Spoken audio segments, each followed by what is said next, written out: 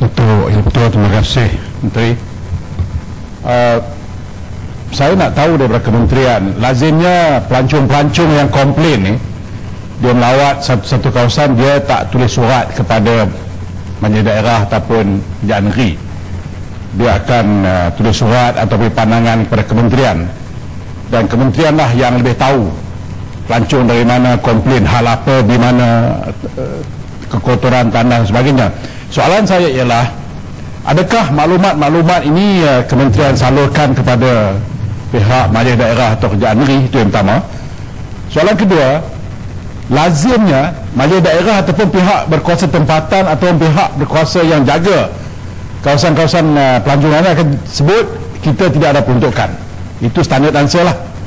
Jadi adakah kementerian berfikiran bahawa mungkin benar mereka tidak mempunyai kewangan yang cukup untuk maintain ataupun mengadakan contoh sampah yang mencukupi? Adakah kementerian berhajat untuk membantu mereka ini dengan memberikan tambahan-tambahan mengikut geran tahunan ataupun cara-cara lain bagi menyelesaikan masalah kebersihan ini? Terima kasih.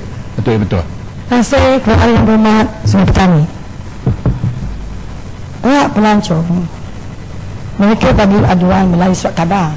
Saya takut masa saya baca surat khabar, banyak kali mereka pergi di Straits Times, Star, cerita jenis-jenis punya masalah. Dan juga jikalau masuk surat khabar, majlis tempatan perlu sedar, perlu dia baca surat khabar dan tahu itu tempat dia tidak. Tetapi jikalau kementerian menerima aduan, kita tulis, kita serah kepada majlis tempatan untuk mereka ambil tindakan. Ini ada sesuatu SOP, ya. Yang kedua, memang satu ucap terima kasih kepada Yang Berhormat Sungai Petani. Kebersihan perlu ada infrastruktur yang cukup. Tetapi apa berlaku di negara kita adalah sikap kebiasaan jaga sampah sarang. Misalnya di tandas tak perlu apa infrastruktur, perlu tahulah buang tisu dalam tong sampah, perlu tahulah macam mana nak menentukan tandas bersih sebelum dia keluar.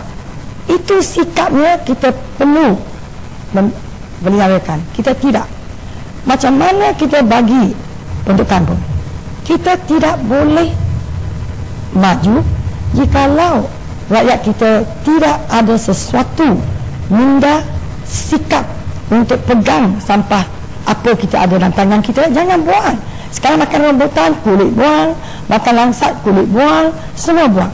Jadi sebab tu kita dah bincang banyak kali dah. Sebab tu kita buat satu campaign, satu Malaysia Green, satu Malaysia Clean. Dan saya hendak lagi tegaskan, apa jenis infrastruktur pun tidak akan maju jikalau sikap tidak ada. Terima kasih. Ini betul.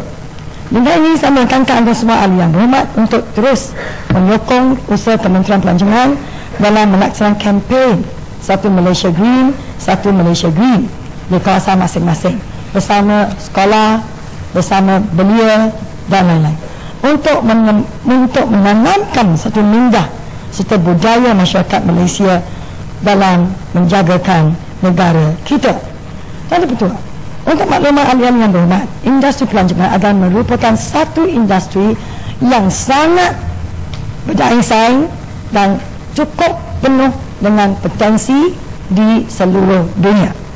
Berdasarkan laporan World Economic Outlook 2010 oleh International Monetary Fund dengan izin, keluaran dalam negara kasar dunia pada tahun 2010 telah mencecah 200 trilion, di mana 2.94 trilion US merupakan pendapatan sektor pelancongan, iaitu sebanyak 1.46 dari KDNK keseluruhan.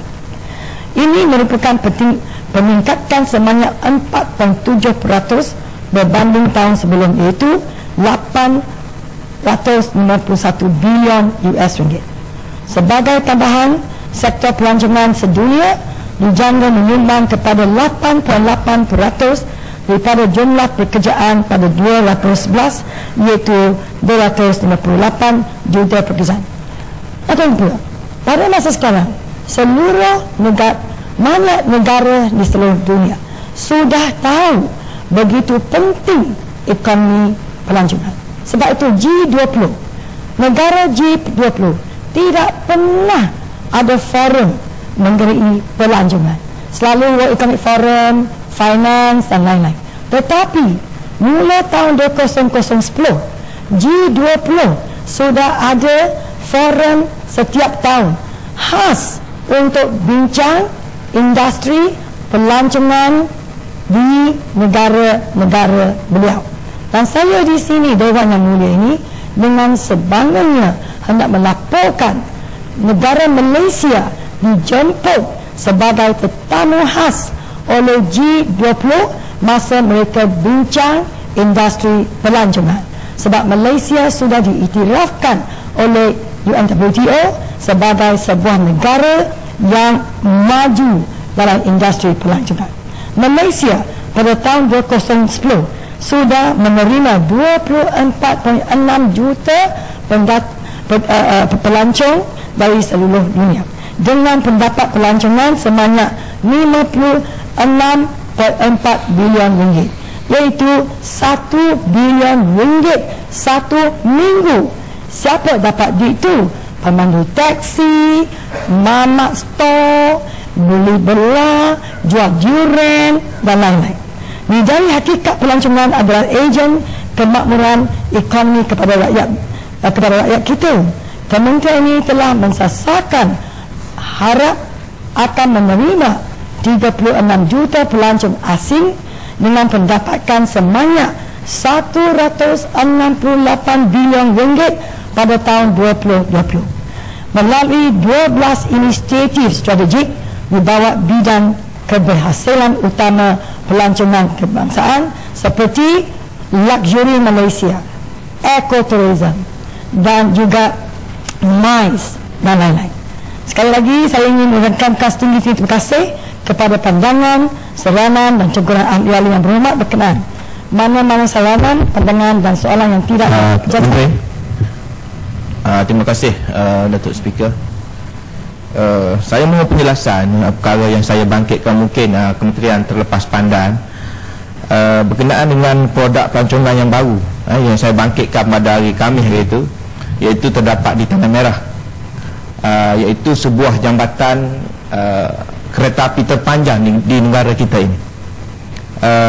Jambatan kereta api ini berumur dalam lebih kurang 84 tahun dan saya membangkitkan kita boleh dijadikan satu produk sebagaimana jambatan Kuai di Kanchanaburi, iaitu saya minta pihak Kementerian Pelancongan secara asasnya dahulu kita meletakkan lampu-lampu di kerangka-kerangka besi di jambatan kereta api tersebut, dan saya mohon pihak Kementerian dapat mengambil maklum hal inilah. Sekian, terima kasih.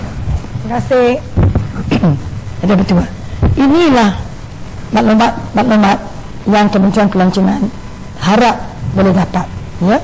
Jadi sebab sekarang kita juga promosi pelancongan kereta api, railway tourism.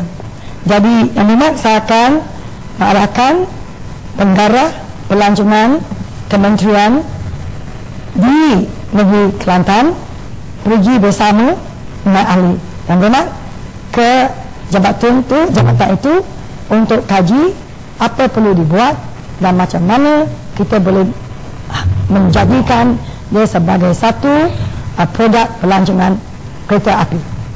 Sekian. Yang betul. Sekali lagi saya ingin merangkamkan ada satu lagi. Terima kasih. Sebelum tamat perbahasan kita, saya nak tanya satu perkara yang pada saya mustahak. Saya tak tahu pada pihak kementerian. Menteri beritahu tadi berkenaan jumlah hasil atau berjumlah sumber mata kewangan yang boleh dijana daripada Kementerian Pelancongan.